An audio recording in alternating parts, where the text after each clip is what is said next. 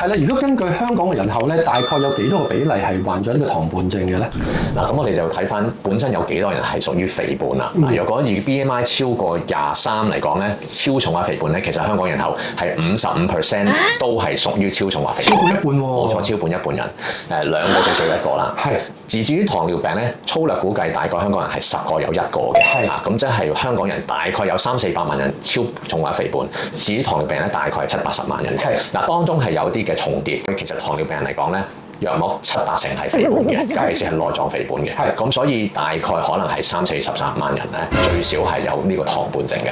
咁如果有啲又瘦，但係佢又有糖尿病，佢又點 find out 咧？冇錯啦，係啦，有一小撮人咧，的確係糖尿病當中，但係唔係肥嘅。係。咁當然都有好多肥嘅人係冇糖尿病。瘦嗰啲糖尿病人咧，可能嗰個病理機制同肥嗰啲係有啲分別嘅。係。肥嗰啲人咧，好多時係因為內臟脂肪累積咧，誘發一個胰島素阻抗嘅問題。係。瘦嗰啲人咧，可能相對係胰臟功能分泌不足。咁所以兩種病人咧係有唔同嘅病理，治療方法亦都唔同，所面對嘅風險都唔同，要針對去唔同嘅方法去處理。檢查嗰度就好重要啦。